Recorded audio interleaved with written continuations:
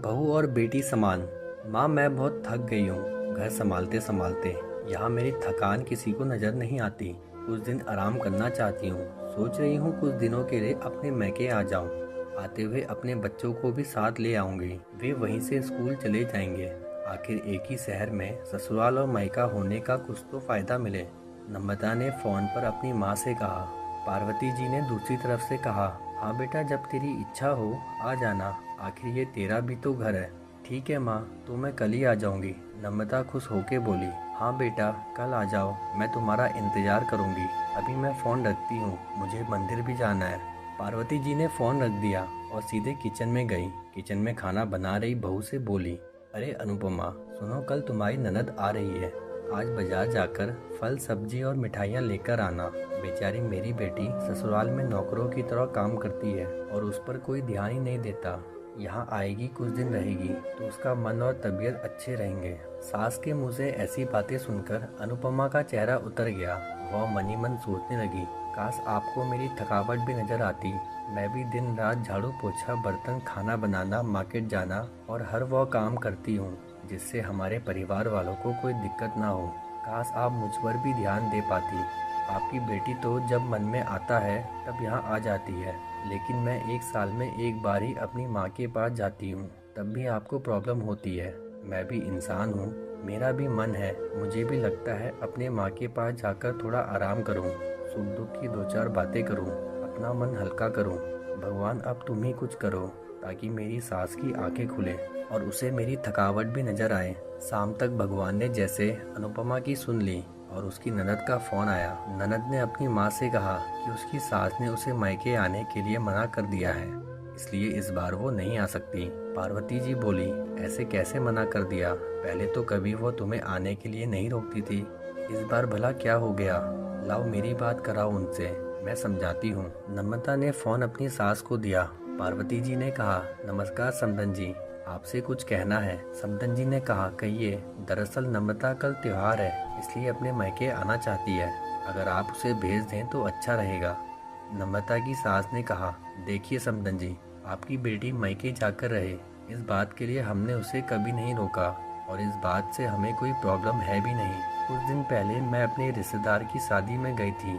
वहाँ आपकी बहू अनुपमा की माताजी से मिलने का मौका मिला। उनसे गपशप करने के दौरान उनकी बातों से पता चला कि अनुपमा को साल में एक ही बार अपने मायके जाने को मिलता है और वह भी बहुत कम समय के लिए। मुझे लगता है आपको पहले अनुपमा को उसके मायके भेज देना चाहिए और वो जब मायके होकर आ जाएगी तो मैं नम्रता को आपके पास भेज दूंगी। एक बहुत ज़रूरी बात जो मुझे लगता है आपको समझ लेनी चाहिए कि आपको अपनी बहू को भी बेटी की तरह या बेटी से भी ज़्यादा प्यार देना चाहिए। उसे भी मायके जाने की इच्छा होती होगी। हो सकता है नम्रता के वहाँ आने से उसकी आवभगत करने के लिए आप उसे उसके मायके नहीं भेजती होंगी, या फिर वो आपसे कुछ कहने से भी डरती हो। अगर आप उसको घर में ही कैद रखोगी तो एक दिन ऐसा आएगा जब वो आपके खिलाफ बोलने लगेगी, फिर वह आपकी सुनेगी भी नहीं और जब चाहे तब अपने मायके जाएगी।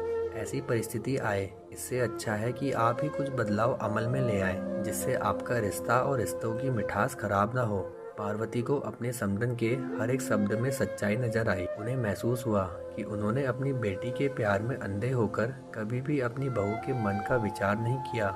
उन्होंने हमेशा ही अपनी बेटी को अपने बहू से ऊपर रखा। दूसरी तरफ नम्रता भी अपनी भाभी के बारे में हो रही इस बातचीत को सुन रही थी। उसने भी रियलाइज किया कि वह कभी भी अपनी भाभी के साथ ठीक से बात नहीं करती और जब जब वो अपने मायके जाती है तो भाभी थोड़ी उदास रहती है।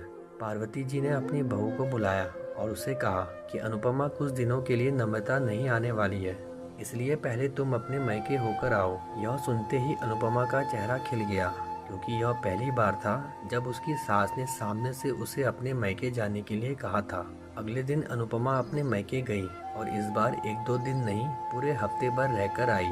अपने माँ बाप से, अपने रिश्तेदारों से मिलकर आई और जब वह लौटकर आई तो उसका चेहरा खिला हुआ था, उसकी आंखें चमक रही थी। अनुपमा के आने के बाद नम्रता भी अपने मायके आई और इस बार वो खुद सामने से अपनी भाभी से खुशी खुशी मिली और अच्छे से बात की। नम्रता ने अपनी माँ से बात करके उन्हें भी अच्छे से समझने में मदद की कि वह कहीं न कहीं अनुपमा के साथ गलत व्यवहार कर रहे थे। दूसरी तरफ अनुपमा अपने ससुराल वालों के बदले रवैये से बहुत खुश थी। अब वह खुशी खुशी सबका ध्यान रखती और हर काम प्यार से करती। वह ध्यान रखती कि कोई भी ऐसी बात या काम ना करे जिससे घर में तनाव का माहौल पैदा हो। पार्वती जी अपनी बहू को खुद ही समय समय पर मैके भेज दिया करती। एक छोटे से बदलाव ने सास बहू और भाभी ननद के बीच की कड़वाहट को दूर कर दिया और रिश्तों को और भी ज़्यादा मीठा और मजबूत कर दिया। तो दोस्तों, कैसी लगी आपको हमारी कहानी? कमेंट करके ज़रूर बताएं। अगर आप हमारे चैनल पर नए हैं तो प्लीज़ सब्सक्राइब करें।